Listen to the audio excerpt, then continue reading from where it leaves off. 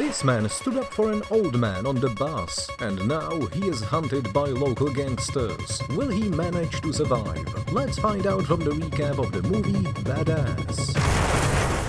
Frank Vegas was an ordinary boy who grew up on a farm. He loved sports and dated a beautiful girl. When the Vietnam War started, the boy went there as a volunteer soldier. He spent 7 years in Vietnam, 6 of them as a prisoner of war. He was released, returned to his homeland, and even awarded a Medal of Honor. Frank rushed to his beloved girlfriend, but she didn't wait for him and married another man, giving birth to 2 daughters. The protagonist tried to enroll in the police academy, but he was rejected. The man wanted to find a normal job, but he failed. The only job Frank managed to get was a hot dog seller, and he worked there for most of his life. Every year, he grew older and gave up hope of changing anything. One day, a group of skinheads burst into the bus the main character rode every day. Their rude and defiant behavior infuriated Frank. He stood up for the elderly passenger, started a fight with the bullies, and easily beat them up. The other passengers filmed the fight on their phones and posted the video on the internet.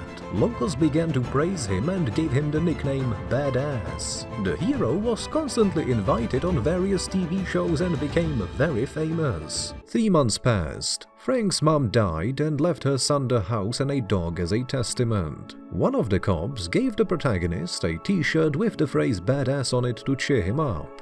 At home, Frank sorts through boxes of belongings and watches the news. His close friend named Klondike is helping him. The men find a lot of high-end alcohol in one of the closets and decide to celebrate the move to the new house. They drink, talk about women, laugh and reminisce about their Vietnamese adventures. Suddenly, Klondike asks Frank to hide a flash drive, after which he quickly leaves the house. Klondike is walking down the street and a suspicious car is slowly following him. When the man finds himself in a dark alley, 2 angry thugs get out of the car and immediately start a fight. Klondike is an experienced fighter, but his opponents have guns, so the outcome of the fight is quite obvious.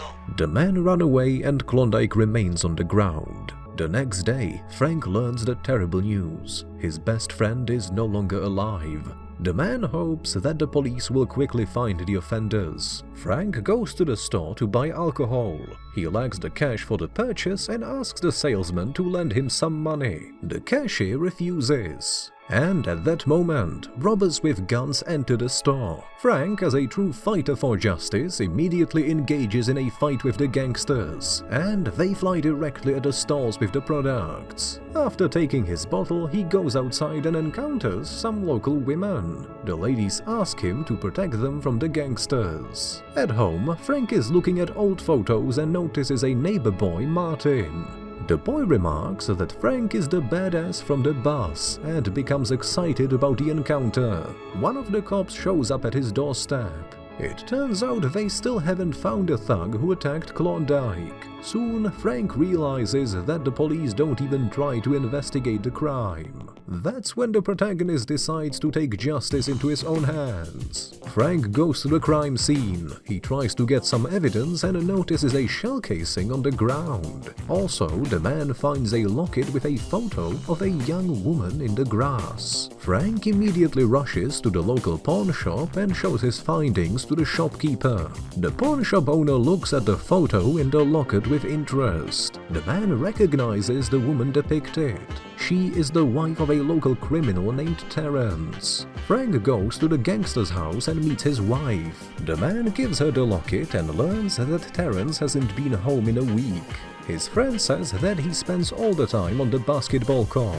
Obviously, Frank heads to this sports court. A basketball game is in full swing, but Terrence is not here. Frank has to fight again to find out the whereabouts of the thug. He easily defeats the basketball players and discovers that Terrence spends a lot of time at his friend Ronaldo's house. Frank finds the address of the house and goes there.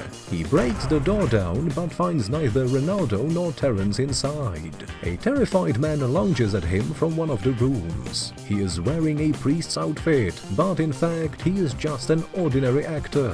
The man confesses that he rents this apartment with Ronaldo and says that his roommate can be found at the Velvet Scorpion bar. In the meantime, drug lord Panther meets with the mayor of the city, and we find out that the flash drive, which is now in Frank's possession, contains a lot of compromising information. Looks like the local government and the criminals are acting in concert. The next day, Frank helps an elderly lady carry heavy packages to her car, but all of a sudden, someone starts shooting at him from a passing car. It appears to be the skinheads from the bus. Frank and the old woman fall to the ground and remain unharmed. In the evening, he treats his dog to some chicken and notices that the neighbors are having a family scandal. Frank goes to their house and meets Martin's mother. This woman's name is Amber, and her husband treats her rudely. Frank invites Amber and Martin to his house, introduces them to his dog, and treats them to ice cream. The next day, the protagonist comes to the Velvet Scorpion bar. He asks the customers to help him find Ronaldo or Terrence. Needless to say, no one is going to help him, and he has to solve the problem by fighting once again. The badass is a great fighter, and soon he figures out that Ronaldo is having a rest in one of the doors upstairs. Frank goes upstairs and kicks in the right door. There he indeed finds Ronaldo relaxing with several girls. The man grabs a knife and another fight ensues. A couple of minutes later, we see Ronaldo hanging upside down from the balcony and revealing that Terrence usually spends time with a masseuse named Tatiana. Outside, Frank meets up with the local cop. The cop gives the main character a ride home and asks him to calm down. The man becomes enraged and gets out of the car. Frank returns home, sees the terrible mess, and at that moment he gets attacked by a huge gangster. He demands the protagonist to give him the flash drive. The man lies that he doesn't know what the thug is talking about. The main character fends off the criminal and then throws him out of the window. Frank comes to Martin and asks the boy to help him check the information on the flash drive. It turns out that there is a lot of secret data and dirt on the authorities. The man doesn't understand what Klondike had to do with it. Frank heads to Tatiana, the masseuse, and makes an appointment for a session. During the massage, he asks the woman about Terrence. She claims to have broken up with him. Frank doesn't believe the masseuse and decides to follow her. When he tries to break into a house, someone points a gun at him. It appears to be Tatiana's neighbor. Realizing that he's facing the badass from the bus, the man immediately puts the gun down. Turns out he's a true fan. Frank sneaks into Tatiana's house and finds Terrence. As it turns out, the woman had lied to him. The protagonist immediately lunges at the gangster and uses his fists to force the truth out of him. Terrence refuses to answer, and furious Frank uses even more brutal methods. Then the criminal confesses that Klondike was murdered by his partner Sebastian, and the organizer of the crime is the local crime boss named Panther. Frank comes home and overhears another family quarrel at Amber's house. The protagonist decides to intervene and protect the poor woman. In gratitude for his help, Amber invites Frank to dinner. The man seriously prepares for this meeting, cuts his beard, brushes his teeth, and appears before the neighbor in a very elegant outfit. They have dinner in the garden, chatting sweetly. They seem to like each other very much, even despite the big age gap. Frank and Amber even want to kiss, but they are disturbed by Martin's sudden appearance. The boy creates a Facebook account for Frank and explains how to use this social network. The man asks his neighbor to stay at his place until she solves all the problems with her husband. Well, there is one problem. The door to his house is broken. Still, Frank assures his new girlfriend that everything will be fine. Frank meets up with his cop friend again. The main character gives him the flash drive and claims it to be the main evidence to Klondike's case. The man decides to deal with Panther once and for all.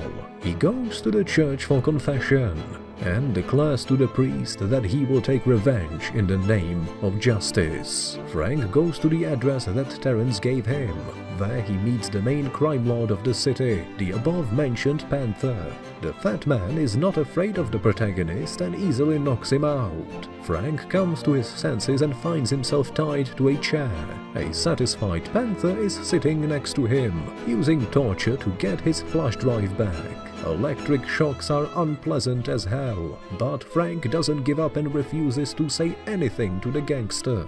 Unable to get what he wants, Panther decides to visit Frank's house. And that's where Amber and Martin are. Frank realizes that he must act. He unties the ropes and starts a fire in the workshop. The protagonist attacks Panther. The latter wounds him and tries to escape on a bus, but Frank gets behind the wheel of another bus and chases the villain. He drives in the opposite lane and rams everything in sight. It seems as if they are about to destroy the city. A railroad crossing is straight ahead. The men accelerate and drive head-on. At the last moment, Frank steers off and goes off-road. Panther is delighted, but at that very moment, his bus is rammed by a train. Despite such a serious accident, the gangster survives and gets out of the cabin. Frank is also alive, so the chase continues. He runs into the skinheads from the bus along the way.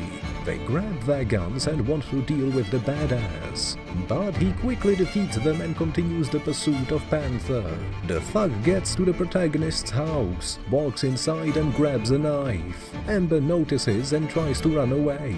Frank shows up and lunges at the villain. Another furious fight ensues. At first, it looks like Frank has no chance, because Panther is much bigger and stronger. But then, Amber pounces on the criminal. Thanks to this, Frank manages to get up and continue the fight. After a series of punches, Panther finally falls to the ground and never gets up again. Frank and Amber hug and thank each other for the rescue. The news reports that the badass has exposed a major fraud involving the mayor of the city. For this, he is rewarded with the title of honorary police officer. He finally has a normal job. But most importantly, he now has a beloved woman and a son. What else could he dream of in his old age?